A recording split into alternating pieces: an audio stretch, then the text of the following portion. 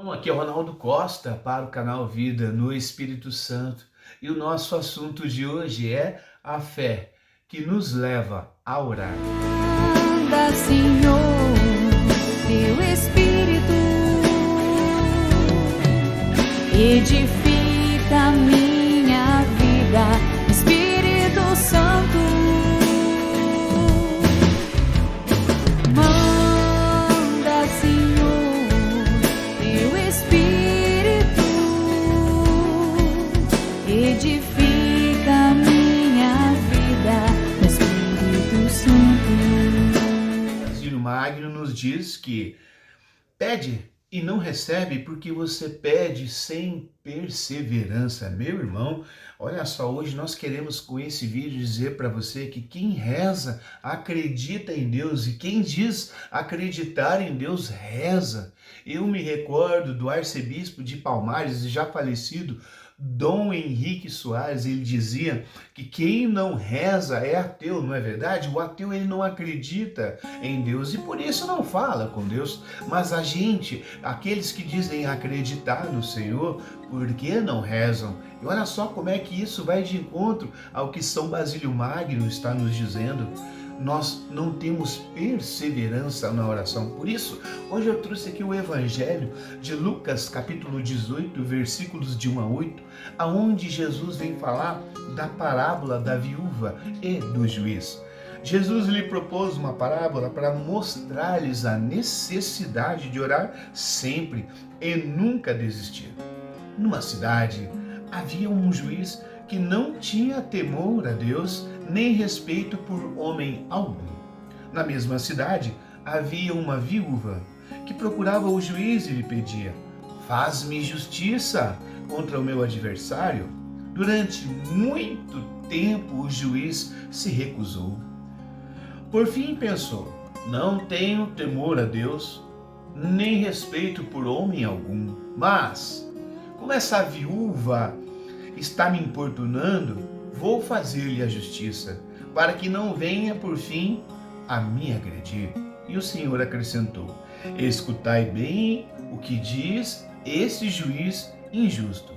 E Deus não fará justiça aos seus escolhidos que clamam por ele dia e noite? Ele os fará esperar? Eu vos digo que Deus lhes fará justiça bem depressa. O Filho do Homem, porém, quando vier, encontrará fé sobre a terra? Essa parábola, essa palavra pontual de Jesus, aonde ele vem considerar uma situação de uma viúva que naquela época era alguém desprezível. Uma viúva não poderia casar de novo, uma viúva não tinha recursos financeiros porque quem trabalhava era o homem, e uma pessoa assim tão desprezada para a sociedade vai incomodar o juiz, que é uma pessoa de uma patente alta na sociedade, e ela naquela posição tão rebaixada recorrendo ao juiz que tem uma posição tão elevada, e aquele juiz fazia questão, Jesus faz questão de nos mostrar que ele não temia homem algum, quiçá essa viúva, mas aquela viúva alcança aquilo que ela tem por insistência, por perseverança. E agora Jesus está comparando que esse juiz, ele é injusto, mas o Pai do céu não é injusto, e ele sim fará justiça àqueles que clamam por ele dia e noite. Engraçado que Jesus falou nos disse que não é um dia e uma noite, aqueles que clamam por ele dia e noite, ou seja, não tem um tempo pré-estabelecido. Jesus está querendo nos dizer que nós precisamos vigiar sempre, que precisamos orar sempre. O que me chama muito a atenção é o versículo 11, aonde aquele juiz fazia questão de recusar por muito tempo. Muitas vezes também nos encontramos assim, não é, irmão? A gente às vezes está clamando a Deus por algo, mas está demorando a vir. Parece que Deus se recusa a fazer aquilo que nós pedimos. Como é importante a gente ter um discernimento sobre isso, porque não tardará em pararmos de orar a Deus, e nessa falta de comunhão, de oração com Deus, a nossa fé vai esfriando. Vale se atentar ao último versículo que lemos, onde Jesus fala: o Filho do Homem, porém, quando voltar, vai encontrar fé sobre a terra? Porque parece-me que desconhecemos que o caminho da oração, o caminho da perseverança, é um caminho assim, de fato, ardoroso e que necessita de nós uma aplicação à oração sempre e não na hora somente que nós queremos. Como nós precisamos nos converter disso, porque precisamos entender que o nosso espírito tem sede de Deus, o nosso espírito precisa estar em comunhão com Deus para que a nossa verdadeira vocação, que é estar unido a Deus, ela precisa vir em primeiro lugar. Todos aqueles que têm comunhão com Deus percebem que Deus basta. Tem uma música assim que vai falar de uma frase de Santa Teresa, que diz assim: só Deus não passará, só Deus permanecerá, só Deus e o seu amor que vive em mim. Santa Teresa, em última instância, estava percebendo que tudo na nossa vida é passageiro, até mesmo os nossos desejos. Para pensar naquilo que você há 10 anos atrás buscava na sua vida, 5 anos depois você já mudou de objetivo, 3 anos atrás você já está com outra cabeça. Atualmente você está buscando algo que você nem imaginava estar buscando. E Deus, nesse 10 anos para cá, desde a sua vida, tem permanecido contigo, tem ficado ao seu lado. E Santa Teresa vai entendendo que a nossa alma, de fato, não tem sede das coisas desse mundo, tem sede do eterno. Por isso, a oração perseverante não somente alcança as coisas impossíveis do Senhor, mas também alimenta a nossa sede de alma, a nossa sede de Deus que a nossa alma tem. O detalhe que essa história nos traz é a questão de o juiz não ser temeroso a Deus e nem respeitar homem algum. Então, o que fazia com que aquela viúva perseverasse, uma vez que estava diante dela alguém que era injusto e que provavelmente não atenderia o seu pedido? Eu gosto, diante de possíveis respostas, acredito que ela não era imediatista. Não sei se você está familiarizado com isso, mas o imediatismo é algo inerente à sociedade de hoje. O imediatismo é assim: estou com vontade, preciso que essa minha vontade seja atendida agora. O imediatismo é isso, Quando estou com vontade de viajar e às vezes não tem dinheiro, mas vai lá e parcela. Estou com vontade de trocar de carro, vai lá e parcela. E assim aquele desejo que nasce do nada, rapidamente é atendido, sem passar por um crivo de consciência, de questionamento e consequência. Quantas pessoas têm se afundado nisso?